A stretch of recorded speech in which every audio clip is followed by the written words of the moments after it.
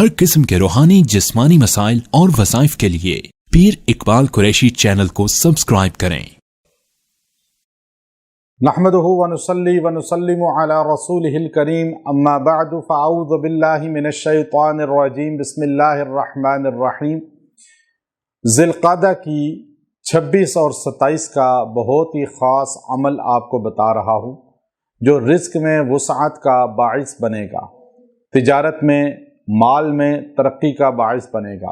انسان کی وہ ضرورت جو انسان دنیا میں چاہتا ہے وہ ساری پوری ہوں گی۔ اب مال سے مراد خالی دولت نہیں ہے کہ رزق کے مراد ہے کہ آپ کی تمام ضرورتیں اللہ پوری فرمائے گا۔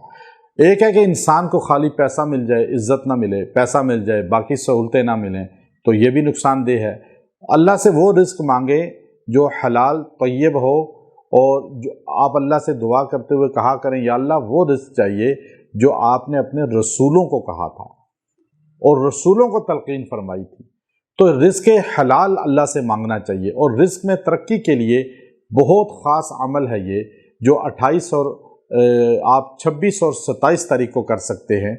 ذی القعدہ کی 26 اور 27 تاریخ کو آپ اختیار کر سکتے ہیں، اور آپ کو اللہ تعالیٰ مالی وسعت عطا فرمائے گا، مالی ترقی عطا فرمائے گا۔ اب یہ انسان جلد بازی میں بعض اوقات جو ہے حلال سے محروم ہو جاتا ہے، جھوٹ بول کے، دھوکہ دے کے، رشوت لے کے یا چوری کر کے۔ آج بہت بڑا طبقہ ایسا ہے جو حلال سے محروم ہے۔ قیامت کی نشانیوں میں سے ایک نشانی یہ ہے کہ انسان رزق حلال سے محروم ہوگا، حرام مال کھائیں گے، جھوٹ بولیں گے، حلال کو حرام کر دیں گے، دھوکہ دیں گے، حلال کمیشن کو حرام کر دیں گے۔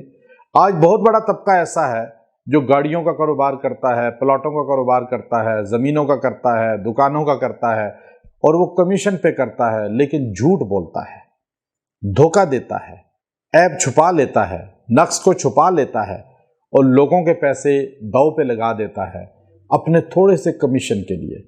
ایک بندے کو میں جانتا ہوں، وہ بندہ ابھی فوت ہو چکا ہے، لیکن اس نے زندگی میں جب بھی لین دین لوگوں کا سودا کرایا کمیشن اپنے لینے کے لیے، ہمیشہ جھوٹ بولا، اور ہر بندے سے جھوٹ بولا۔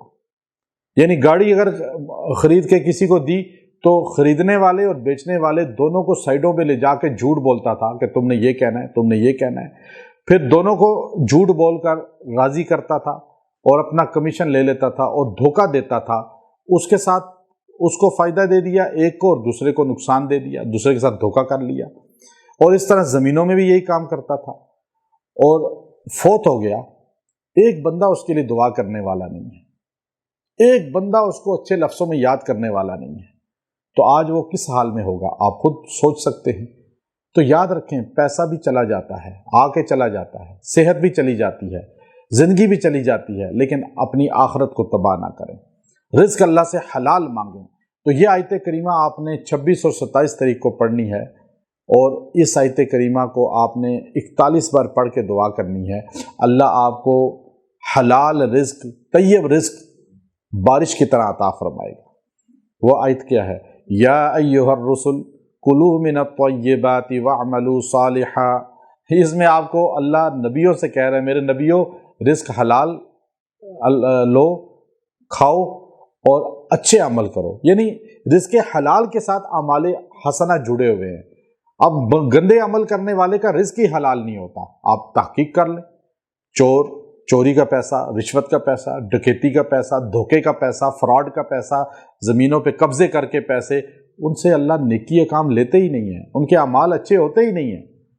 تو یہ آیت پڑھیں، 41 بار دعا کریں، پانی پہ پی لیں، اللہ آپ کو پورا سال رزق ایسا دے گا جو آپ کو اعمال حسنہ کا باعث بنے گا۔ وآخر دعوانا ان الحمد للہ رب العالمین۔